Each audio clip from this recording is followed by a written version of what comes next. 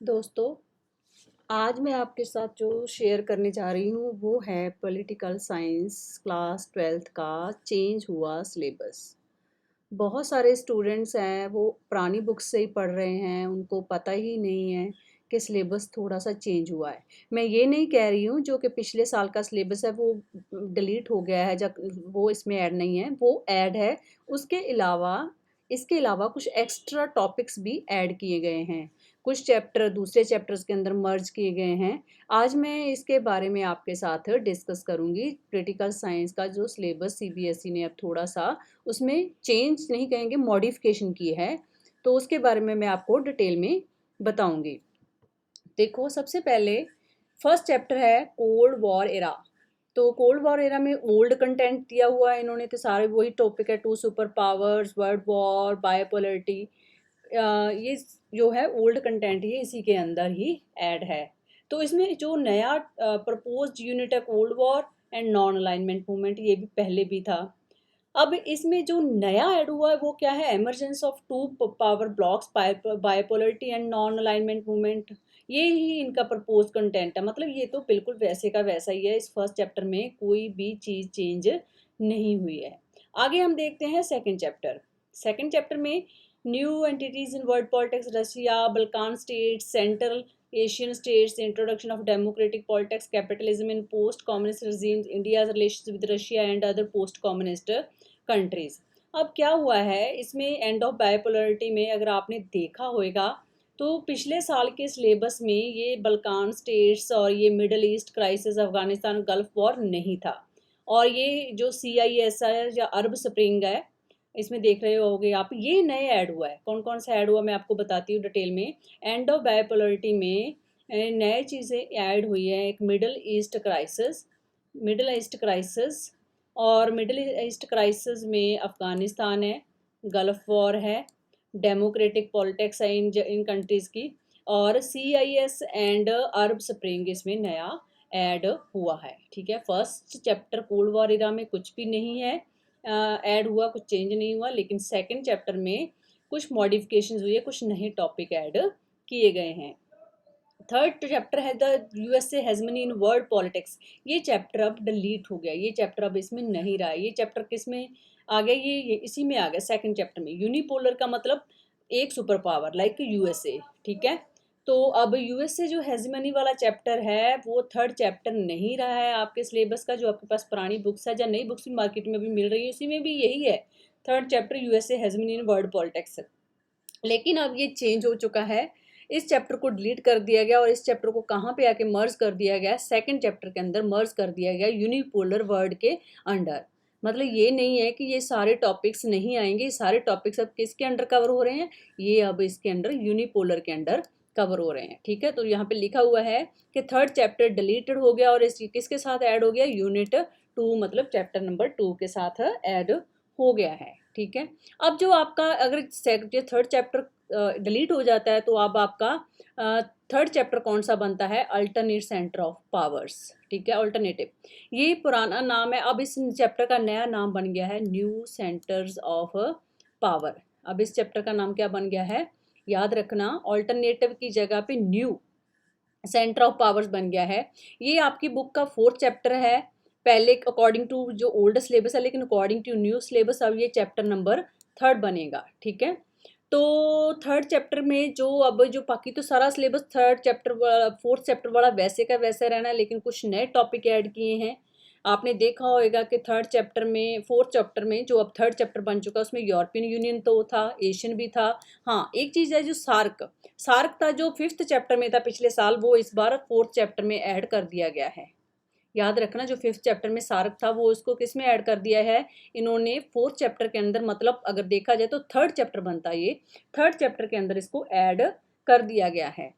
तो सार्क मतलब क्योंकि ये भी एक तरह की ऑर्गेनाइजेशन और सेंटर ऑफ पावर है, इसलिए European Union, ASEAN and SAARC तो ऑलरेडी सिलेबस में थे। लेकिन हाँ, यूरोपियन यूनियन और एशियन तो ऑल्टरनेटिव सेंटर ऑफ पावर के अंदर था, लेकिन जो सार्क है वो कंटेम्प्रेरी साउथ एशिया के अंदर था, लेकिन अब इसको फोर्थ चैप्टर में आके मर्ज कर दिया गया है। ऑल्टरनेट सेंटर मतलब न्यू सेंटर ऑफ पावर्स के अंदर इसको ऐड कर दिया गया है। और इसमें कुछ नए चैप्टर टॉपिक भी ऐड हुए हैं, जैसे ब्रिक्स नेशन, ब्रिक्स ब्रिक्स एक नया टॉपिक है, ब्रिक्स एक ऑर्गेनाइजेशन है, जैसे यूरोपियन यूनियन, एशियन, सार्क और ब्रिक्स भी एक ऐसी ही ऑर्गेनाइजेशन है। और कुछ नेशंस के बारे में भी इसमें नए टॉपिक ऐड किए गए हैं, कुछ नेशंस के बारे में आपने बताना है। और वो 4 नेशंस इसमें जो ऐड किए गए हैं वो रशिया है, चाइना है, इज़राइल है, इंडिया है। चाइना के बारे में ऑलरेडी इसी चैप्टर के अंदर था, वही है, कुछ चेंज नहीं है। तो रशिया नया ऐड हुआ है, इज़राइल नया ऐड हुआ है और इंडिया इसमें नया ऐड हुआ है। ठीक है, तो मतलब कहने का मतलब अब न्यू सेंटर ऑफ पावर्स क्या बन गया, 3rd चैप्टर। और इसके अंदर ये जो नए टॉपिक है ये ऐड हो गए हैं। और ये जो सार्क था ये पहले 5th चैप्टर के अंडर था, अब इसको 3rd चैप्टर के, यहाँ पे 4th शो हो रहा है लेकिन इसको अब 3rd चैप्टर के अंदर ऐड कर दिया गया है, क्योंकि 3rd चैप्टर डिलीट हो चुका है। तो अब जो आपका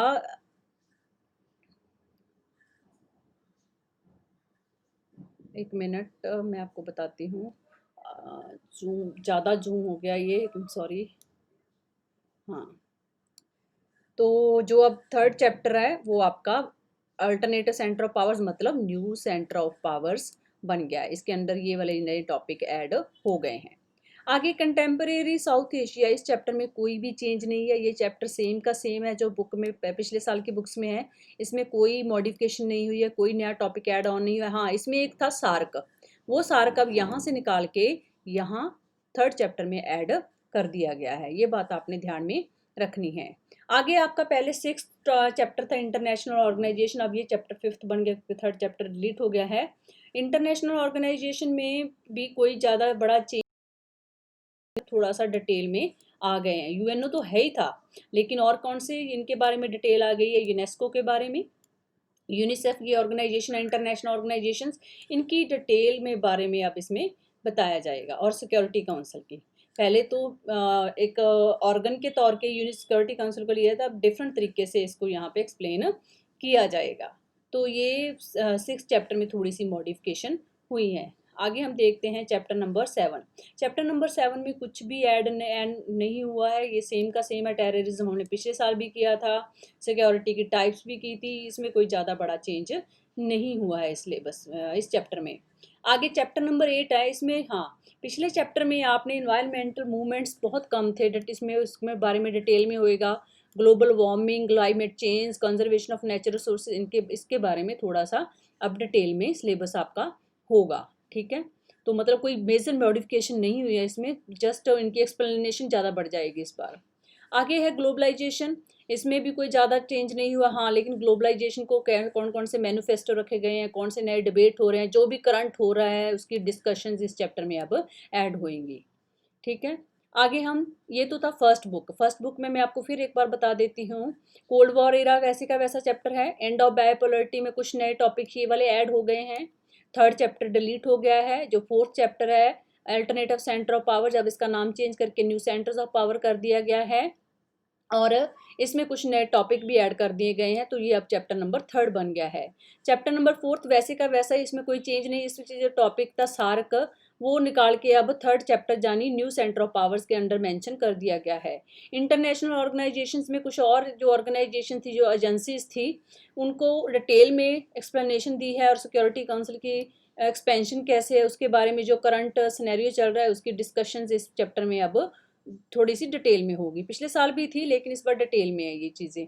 security council, security in the contemporary world, इसमें कुछ भी चेंज नहीं हुआ, ये सेम का सेम एज ए टॉपिक है। 3rd चैप्टर में जो 8th चैप्टर है एनवायरमेंटल एंड नेचुरल रिसोर्सेज, इसमें थोड़ा सा चेंज हुआ है। एनवायरमेंटल मूवमेंट्स डिटेल में है। ग्लोबल वार्मिंग से रिलेटेड जितने भी मैनिफेस्टो जारी हुए हैं, ग्लोबल वार्मिंग और क्लाइमेट चेंज हुए हैं और हमारे नेचुरल रिसोर्सेज को बचाने के लिए क्या किया जा रहा है, इसके डिटेल भी इसमें होगी। मतलब अगर देखा जाए कोई मेजर चेंज नहीं है इसमें, पिछली बुक्स में ब्रीफ में था इनके बारे में, अब थोड़ा डिटेल में होगा। आगे ग्लोबलाइजेशन, इसमें भी कोई मेजर चेंज नहीं है, वही है कि इसके बारे में रिलेटेड डिबेट्स क्या है, कॉन्फ्रेंसेस क्या हो रही हैं, उसके बारे में इसमें होगा।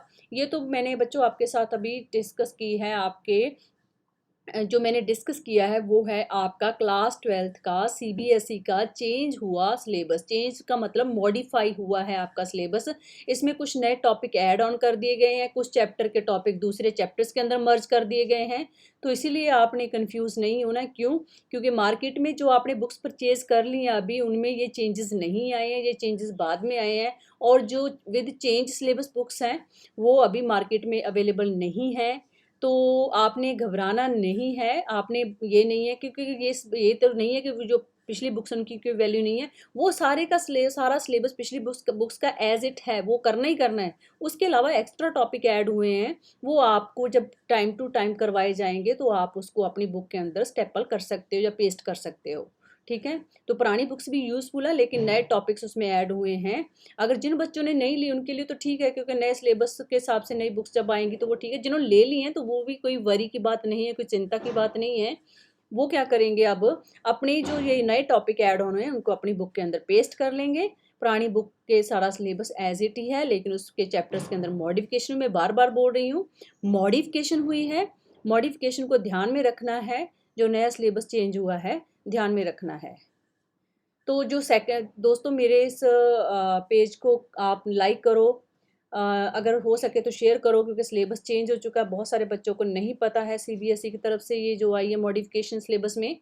और एक और बात है, जो सेकंड बुक है, मैं सेकंड बुक जो आपकी है उसका politics in India since independence, इसमें भी मॉडिफिकेशंस हुई हैं, कुछ चैप्टर चेंज हुए हैं।